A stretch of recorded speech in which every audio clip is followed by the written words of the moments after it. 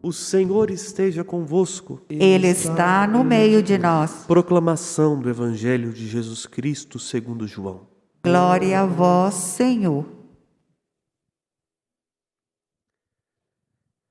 Naquele tempo, Jesus disse à multidão: Ninguém pode vir a mim se o Pai que me enviou não o atrai. E eu o ressuscitarei no último dia. Está escrito nos profetas: todos serão discípulos de Deus.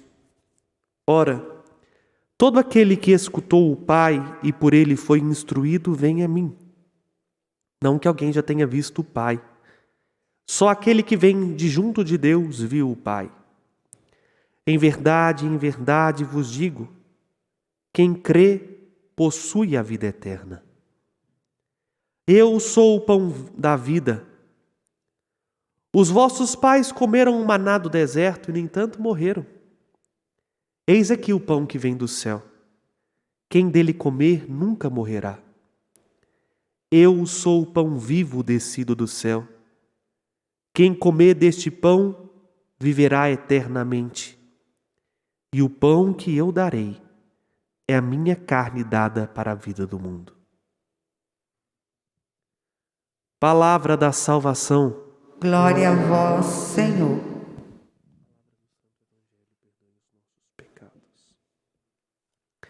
Amados irmãos e irmãs, continuamos hoje esta leitura do capítulo 6 do Evangelho de São João.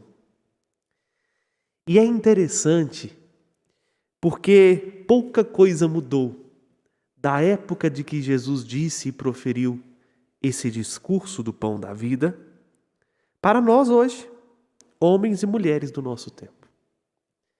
Pode-se dizer assim que hoje os judeus com os quais Jesus conversa, dialoga, não são aqueles que são de linhagem do sangue descendente de Abraão, mas são aqueles que, como os judeus daquela época da linhagem de Abraão, não acreditam no seu testemunho, não confiam na sua palavra e, mais do que isso, se escandalizam de Jesus.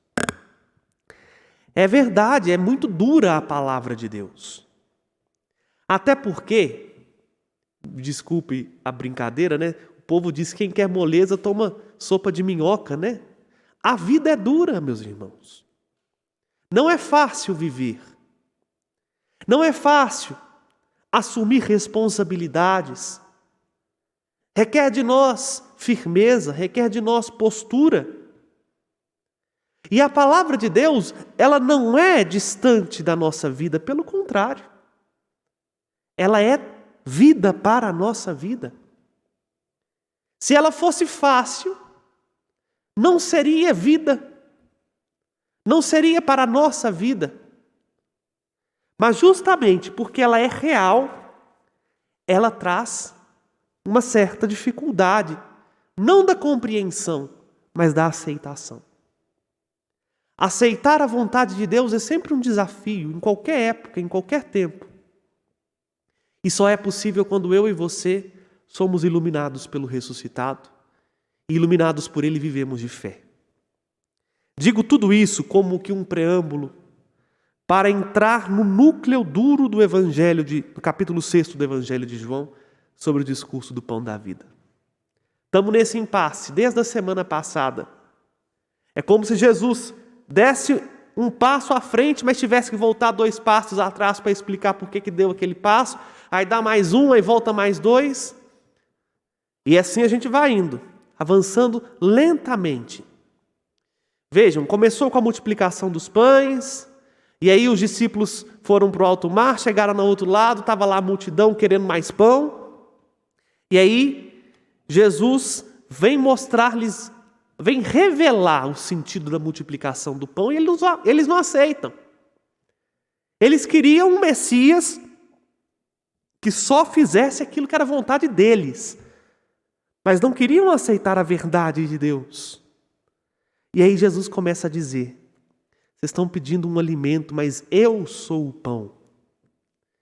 E aí eles começam a ficar escandalizados. porque olhavam para Jesus e não conseguiam ver em Jesus esse alimento.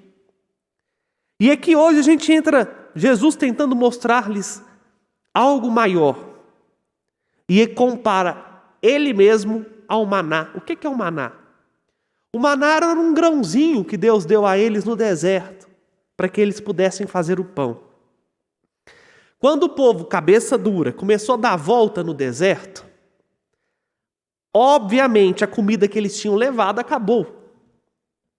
E aí eles começaram a murmurar contra Deus. E pediram então a Moisés que desse um jeito. E Moisés pediu ao Senhor e Deus mandava todos os dias. Caía como que do céu este grão. E eles recolhiam, e a ordem de Deus era: vocês vão recolher a porção só de um dia. Para viver da providência, para mostrar que Deus continua cuidando de cada um com providência. Eles juntavam aquilo, faziam o pãozinho. E aí continuavam. E depois murmuraram de novo: nós já estamos cansados desse maná, será que Deus só manda pão, não tem outra coisa para a gente comer não? E aí Deus manda as codornizes, né? E eles fazem lá um banquete com as codornas. E aí Jesus se compara a esse maná. Jesus fala assim: olha, eu sou mais do que o maná que desceu do céu, porque eu venho de junto de Deus. Mas como o povo no deserto não conseguia olhar para o maná e ver a providência de Deus, e ver a revelação, aquilo que Deus lhes mostrava, que é um Deus que apesar dos nossos pecados não nos deixa perecer por nossa própria culpa, porque eles só estavam andando em círculo por culpa deles mesmos, porque não queriam ouvir a voz de Deus que o guiava no caminho certo. Do mesmo modo, o povo olhava para Jesus e não conseguia ver em Jesus a revelação plena do amor de Deus. Olhavam para ele e viam somente a humanidade de Jesus. E falavam: como é que a gente vai acreditar em você? Você é o filho de Maria, de José. Gente igual a gente.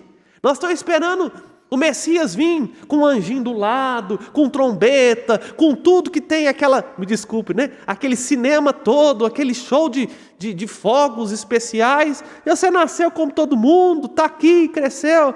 Só porque multiplicou uns pãozinhos aí, está achando agora que a gente é importante. E Jesus vai mais além.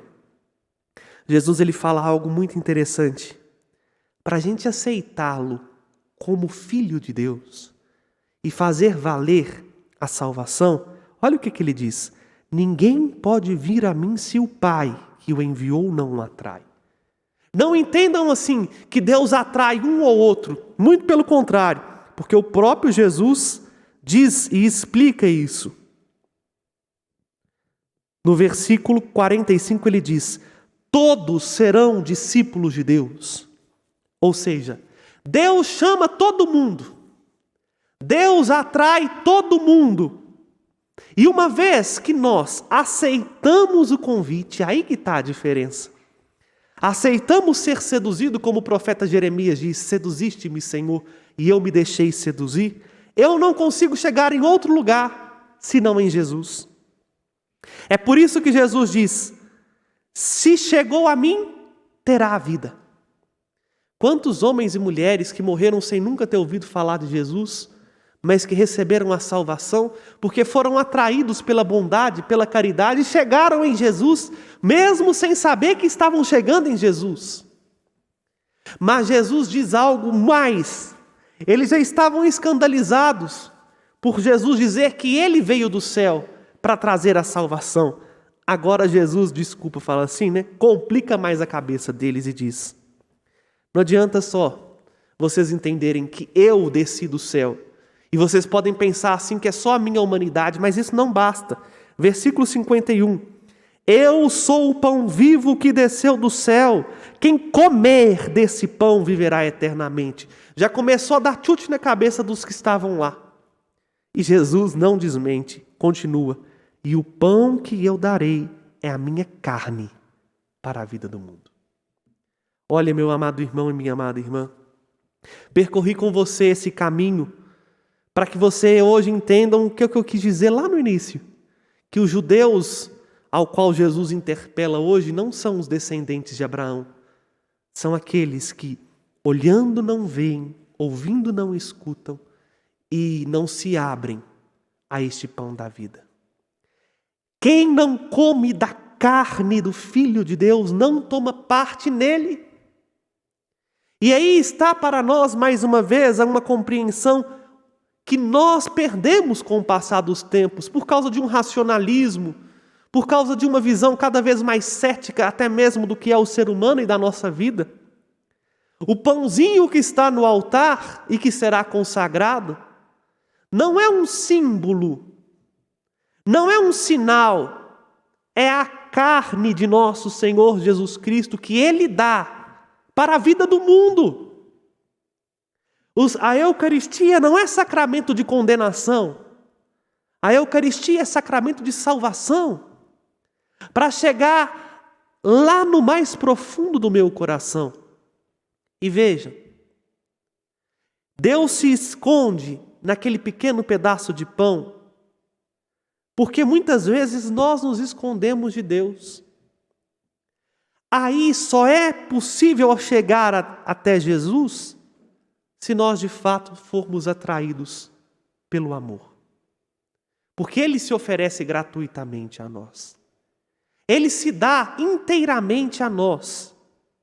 Daquelas espécies consagradas é o Cristo que nós o recebemos, para, como diz São Tomás de Aquino, para Ele entrar no mais escondido de nós. Mas nós preferimos recusar. Recusar esta força, recusar esta revelação, recusar este amor. A Eucaristia é sinal concreto de que Deus continua no nosso meio, nos sustentando, nos dando coragem para continuar esta luta que é a nossa vida, até o dia em que chegarmos juntos dele e tomarmos parte da vida que Ele tem preparado para aqueles que o amam. Ele disse isso: a minha carne é para a vida do mundo. Só quem se nutre desta força de Deus é capaz de ajudar os outros a encontrar-se com o próprio Jesus, como meu xará na primeira leitura, Filipe, que vendo o eunuco perdidinho lá com a palavra de Deus, lendo o profeta Isaías e não sabia de onde que era aquela leitura, o Filipe diz: você está entendendo o que você está ouvindo? O eunuco diz: não tem ninguém para me explicar. E aí, ele poderia fazer um curso de exegese, como tanta gente faz. Não, porque esse versículo aqui, em hebraico, significa isso, a palavra tal. Filipe faz o contrário. Filipe diz: o que você está lendo e ouvindo é uma pessoa, é Jesus. Se a gente não alimenta-se do Senhor que se dá a nós, nós não somos capazes de reconhecê-lo e nem de levar as pessoas para Jesus. Bonito, e eu termino aqui. Quando a gente se alimenta de Jesus, a gente entende que até o bem que a gente faz não é força nossa, mas vem dele. Que quem faz e opera em nós é Ele. Como Filipe. Filipe anunciou Jesus. O eunuco abriu o coração, converteu-se. Mas, quando o eunuco é batizado, Filipe desaparece. Por quê? Não era mais importante a figura de Filipe. O eunuco já tinha chegado onde ele precisava chegar, em Jesus nosso Senhor. E às vezes nós queremos atrair para nós. Queremos que as pessoas nos sigam. É até a lógica do mundo é essa, né? Quantos seguidores você tem no Instagram? Eu tenho tantos. Quantos no Facebook? Enquanto, na verdade, nós somos chamados a simplesmente ser setas que apontam para um outro, que é o único capaz de satisfazer a nossa necessidade interior de alegria, de paz, de felicidade. Ser setas que apontam para o Cordeiro, que está imolado, cuja carne nos sustenta, para nos atrair e nos dar vida, e para que, atraídos e tendo a vida nele, possamos ser, no mundo, sinais que apontam para o ressuscitado. Aproximemo-nos, portanto, meus irmãos e irmãs, do Senhor que dá a sua carne a nós, e nutridos dele, tenhamos a coragem de sermos também nós Eucaristias vivas, para saciar a fome de um mundo carente de amor, carente de paz, carente de verdade. Louvado seja nosso Senhor Jesus Cristo. Sempre seja louvado.